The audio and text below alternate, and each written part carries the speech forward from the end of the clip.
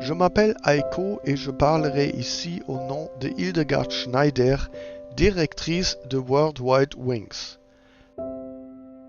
Éveil messianique, le thème du réveil d'aujourd'hui est un temps précieux. C'est avec grand plaisir que je vous présente une nouvelle publication remarquable, bien documentée et excellente de Michael Franz. Le Shabbat, le premier rendez-vous de Yahvé avec nous. Pour nos lecteurs en France, au Portugal et au Brésil, le livre n'est disponible qu'en allemand. Dans son livre, Michael Franz montre très clairement et de manière très vivante qu'Élohim a toujours le Shabbat à l'esprit et qu'il recherche ceux qui veulent trouver ce joyau précieux. Dans l'introduction de son livre, l'auteur se souvient comment Élohim a introduit le Shabbat dans sa vie. Laissons la parole à l'auteur lui-même. Avant de m'intéresser de plus près au jour du repos hebdomadaire, je n'avais aucune idée de la liste impressionnante de très bonnes raisons de redécouvrir ce jour mis à part et béni par notre Elohim et d'intérioriser sa riche signification biblique.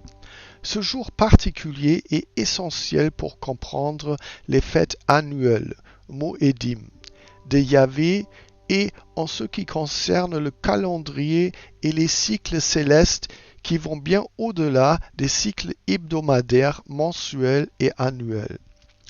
Et elle est d'une actualité brûlante, car plus notre époque devient difficile et plus notre société se transforme, plus les rachetés ont besoin, en plus de leur nourriture spirituelle quotidienne, d'un refuge fiable et d'un temps de préparation.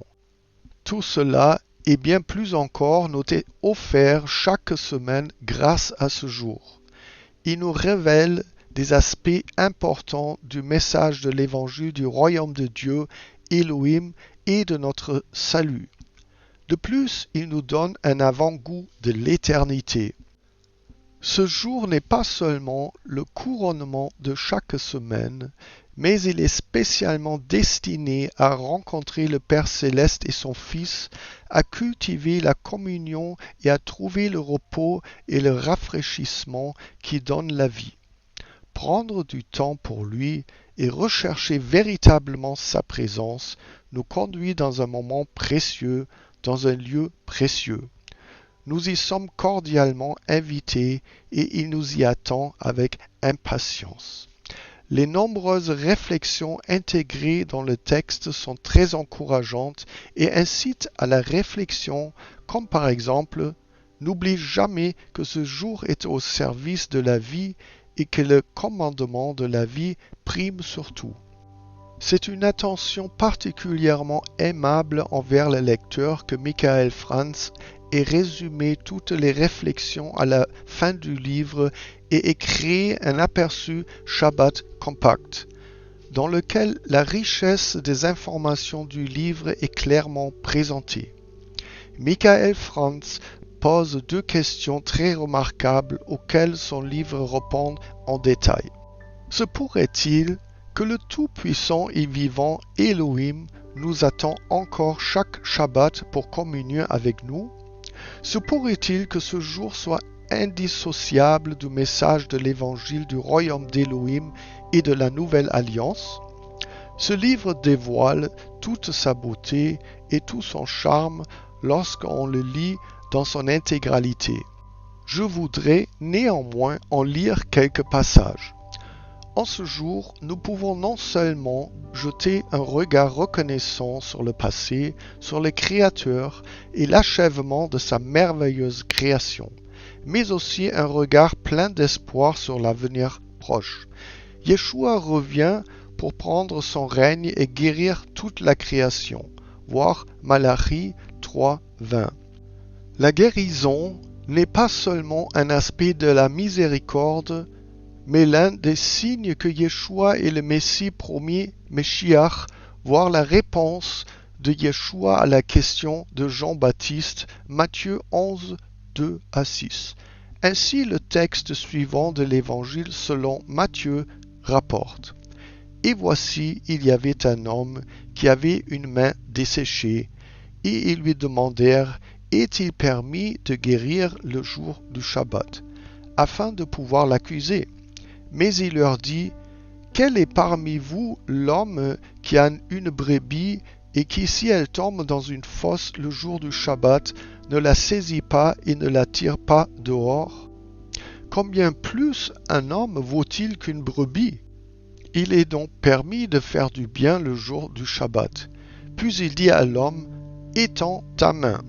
Et il l'étendit, et elle fut guérie comme l'autre. Matthieu 12, 10 à 13, Marc 3, 2 à 5.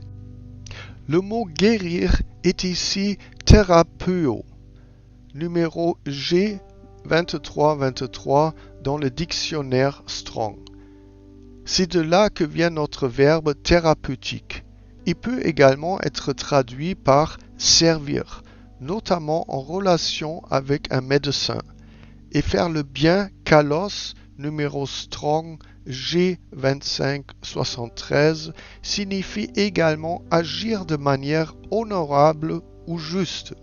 C'est pourquoi en ce jour nous pouvons, dans l'esprit et pour la gloire d'Élohim, nous servir les uns les autres pour le bien ou, comme le dit encore plus fortement Marc 3, 4, sauver des vies. Impulsion. Remplis cette journée de ce qui, selon la conception d'Élohim, sert le bien et sauve des vies. C'est exactement ce que fait Yeshua. Dans le passage suivant, le contexte du Shabbat est facilement négligé. Il descendit à Capernaum, une ville de Galilée, et les enseignait le jour du Shabbat. Et dans la synagogue, il y avait un homme qui avait l'esprit d'un démon impur. Et Yeshua lui ordonna, disant, « Tais-toi et sors de lui !» Alors le démon le jeta au milieu d'eux, sortit et ne lui fit aucun mal. Et il se leva et sortit de la synagogue pour aller dans la maison de Simon. Or la belle-mère de Simon était prise d'une forte fièvre, et ils le prièrent pour elle. Il s'approcha d'elle, se pencha sur elle, et ordonna à la fièvre de la quitter. Aussitôt elle se leva et se mit à les servir. Au coucher du soleil, tous ceux qui avaient des malades atteints de diverses maladies les amenèrent à lui, et imposa les mains à chacun d'eux et les guérit. Luc 4, 31 à 40, Marc 1, 21 à 34. Et auparavant, dans le même chapitre, Yeshua révèle également un jour du Shabbat sa mission. Luc 4, 16 à 21. Il se rendit à Nazareth, où il avait été élevé, et, selon sa coutume, il entra dans la synagogue le jour du Shabbat et se leva pour faire la lecture. On lui remit le rouleau du prophète Ésaïe. Et après avoir roulé le rouleau, il trouva l'endroit où il est écrit « L'Esprit de Yahvé est sur moi, parce qu'il m'a oint pour annoncer la bonne nouvelle aux pauvres. Il m'a envoyé pour guérir ceux qui ont le cœur brisé, pour proclamer la libération aux captifs et le recouvrement de la vue aux aveugles, pour renvoyer libres les opprimés, pour proclamer l'année de grâce du Seigneur. » Il roula le livre, le rendit au serviteur et s'assit. Tous les yeux dans la synagogue étaient fixés sur lui. Mais il se mit à leur dire, « Aujourd'hui, cette écriture est accomplie à vos oreilles. » Impulsion. Attendez-vous à des révélations particulières ce jour-là. Nous voyons à quel point le Shabbat et la guérison sont liés. Revenons au repos. Dans le cadre du discours dit de la fin des temps, Yeshua conseille à ses disciples: « Mais priez pour que votre fuite n'ait pas lieu en hiver, ni pendant le Shabbat. » Matthieu 24, 20. Si ce jour n'était plus un jour de repos, Yeshua n'aurait probablement pas jugé nécessaire de recommander une telle prière. Il n'a pas seulement utilisé le Shabbat comme une occasion d'enseigner dans la synagogue, parce que les gens s'y rendaient habituellement ce jour-là pour écouter la parole d'Élohim. Car comme vous l'avez peut-être remarqué dans Luc chapitre 4 verset 16, il n'est pas dit que Yeshua se rendait occasionnellement à la synagogue, mais selon son habitude. Impulsion. Associer ce jour à des habitudes saines. Lui qui vit désormais dans les croyants, Galates 2, 20, nous a montré par son exemple à quoi sert ce jour. J'ai du mal à comprendre comment des frères et sœurs dans la foi peuvent partir du principe que les commandements ont été abolis alors que Yeshua, qui était sans péché et qui a vécu les commandements selon la volonté de son Père, habite désormais en nous. Que veut-il donc exprimer en nous? Que veut-il faire vivre en nous? Avant de se désigner comme le bon berger, Jean 10, 11, il nous promet au verset 9, « Je suis la porte. Si quelqu'un entre par moi, il sera sauvé. Il entrera et sortira et il trouvera des pâturages. » Chant 10, 9. Cela ne rappelle-t-il pas le psaume 23 et la relation de confiance exprimée dans cette phrase « L'Éternel est mon berger. Je ne manquerai de rien. » Oui, il veut nous faire paître dans les verts pâturages, nous y faire reposer. Il veut nous conduire vers des eaux paisibles ou plutôt nous mener doucement vers des lieux de repos au bord de l'eau. C'est l'une des images puissantes qu'il utilise pour nous faire comprendre ce qui attend tous ceux qui répondent à son invitation et remettent leur vie entièrement entre ses mains, à condition que nous soyons prêts, comme le dit Yeshua, à lui apporter nos peines et nos fardeaux.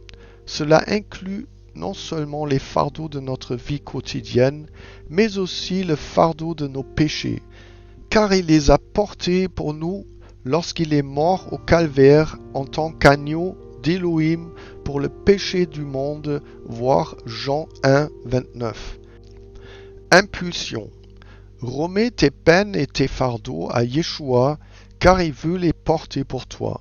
À cet égard, le Shabbat hebdomadaire nous rappelle également qu'il existe d'innombrables personnes qui n'ont pas encore suffisamment entendu l'évangile du royaume d'Élohim et qui n'ont pas encore expérimenté ce repos en Yeshua. C'est pourquoi Yeshua nous donne pour mission de porter ce message dans le monde et de faire des hommes ses disciples. Matthieu 28, 19. Dans un message prophétique adressé à Israël ou aux ivrognes d'Éphraïm, il est dit: Celui qui leur avait dit, voici le repos hébreu Menusha, rafraîchissez, créez le repos hébreu Anishu, ceux qui sont fatigués. Et voici le repos, être tranquille, trouver la paix, hébreu Margéa. Mais ils n'ont pas voulu écouter. Ésaïe 28, 12. Voulons-nous écouter, même si le verset ne fait pas explicitement référence au jour du repos hebdomadaire, et d'utiliser le Shabbat pour apporter le repos à ceux qui sont fatigués et les rafraîchir? Voulons-nous assumer notre mission et au-delà du Shabbat, contribuer à apporter le repos à d'autres personnes qui nous est accordé uniquement en et par Yeshua HaMashiach? Impulsion. Laisse le Shabbat te rappeler ta mission d'apporter ce repos à d'autres personnes. C'est tout pour le livre. Comme nous ne pouvons pas célébrer les fêtes ordonnées par Jah, Lévitique 23, sans comprendre le Shabbat et que les fêtes d'automne, Yom Teruah, Yom Kippour et Sukkot approchent, je vous invite cordialement à vous procurer ce livre et, si possible, à en offrir plusieurs exemplaires. Vous trouverez dans la description ci-dessous un lien pour commander le livre. Que Dieu vous bénisse tous.